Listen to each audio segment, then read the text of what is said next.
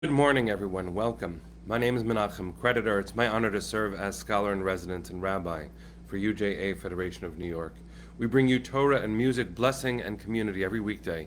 We've been doing so since March 18th, 2020. Today is January 7th, 2026.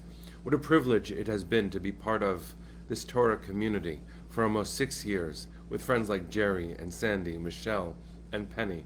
Penny thanks. It's broadcast 1464. Susie and Jonathan, Barbara, Lydia, good to see you. Maria, nice to see you. Welcome. Hi, Ashley. Hope that you're well. Let's see who else is here. We'll take a second, greet each other as we have for almost 6 years every morning to bring our community together, sing a bracha, and learn some Torah. Jack and Barry, Cecile, Boker Tov. Hi, Joyce. I hope that you are well. All right. Let's take a breath, sing a bracha, learn some Torah. Hi, Peter. Nice to see you. Hi, Stan. Carl and Arlene, good morning.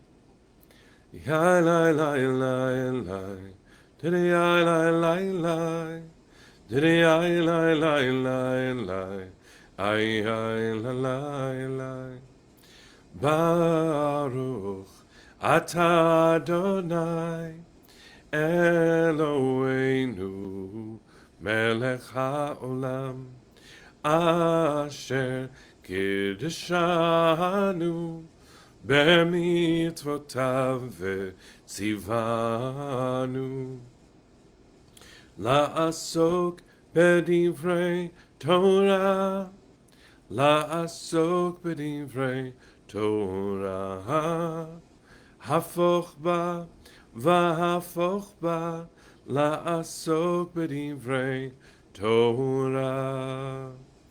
Diddy I lie lie lie lie. Diddy I lie lie lie. Diddy I lie lie lie lie. I lie lie. So good morning, everyone. It's good to see you. Let's learn some Torah. We are in the beginning of our story as a people. The story of Exodus, the story of the book of Shemot, changes the tenor from a family story, which the book of Genesis really embodies, to the story of a nation. And this is how it begins. We hear about the tribes who are all named for children of Jacob and two of his grandchildren. And then we begin the story of Moshe.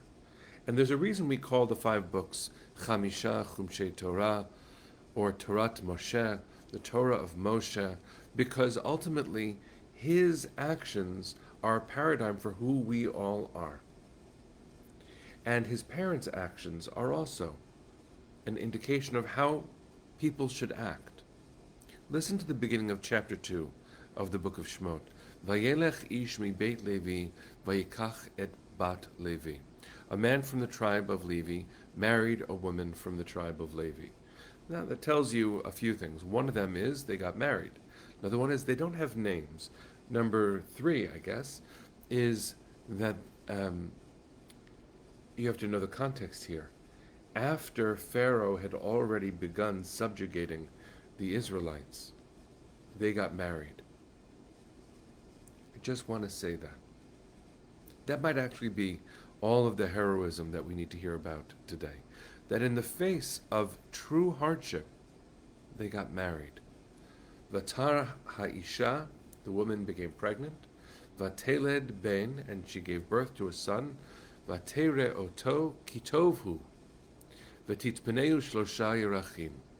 And the woman gave birth to a son, and when she saw how beautiful he was, kitovhu, that he was good, she hid him for 3 months. Now you notice we don't have his name. Moshe's name is actually given by Pharaoh's daughter when she rescues him from the Nile.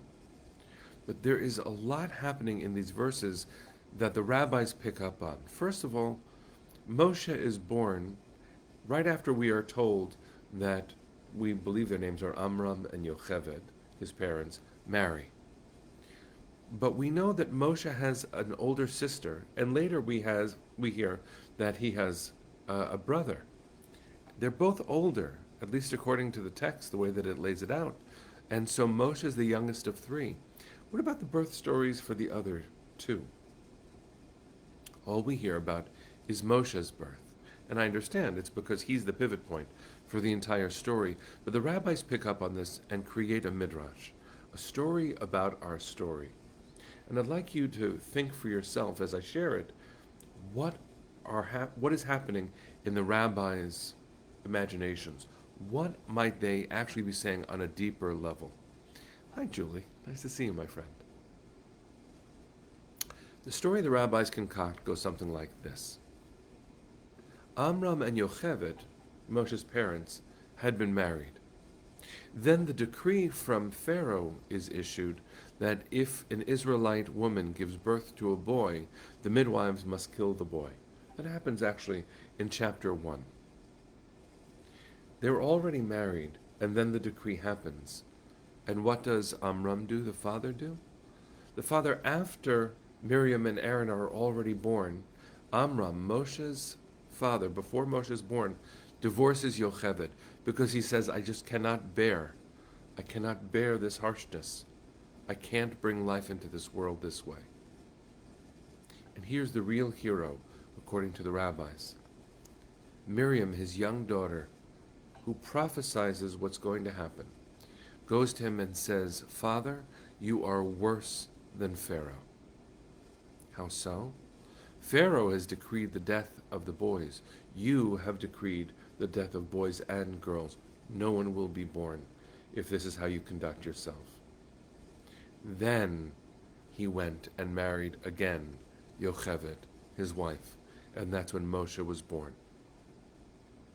I share this with you for a number of reasons. First of all, it's an exquisite midrash.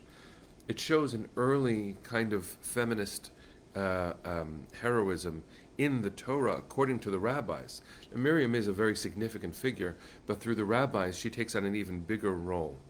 It's true that women in the Torah take up much less space and are often not named in the Torah. And that's a really complicated thing for us to face, but it is fascinating to see how the rabbis expand their role, especially Miriam's. Because here Miriam comes in the face of great darkness and hardship. She calls out her father for giving up on Jewish life and says, this is not the way. We are over if this is how we conduct ourselves in moments of hardship. We create life. That's who we are.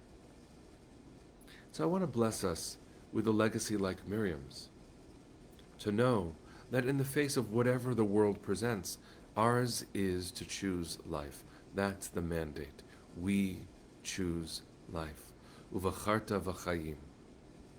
It's very powerful to see how the rabbis look at a strange part of the biblical text and they give us a fully fleshed story and they choose Miriam as its hero. What a beautiful thing for us to inherit. Let's take a breath, send our hearts to the east.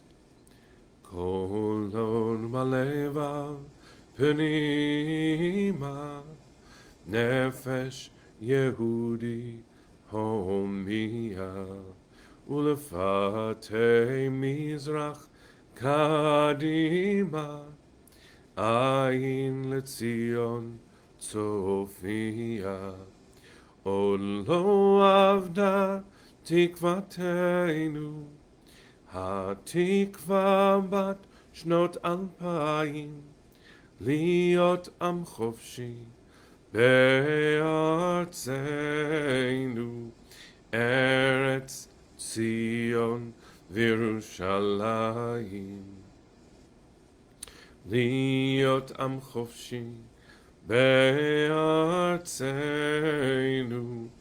ארץ ציון Virushalayim. Am Yisrael Chai. See you tomorrow.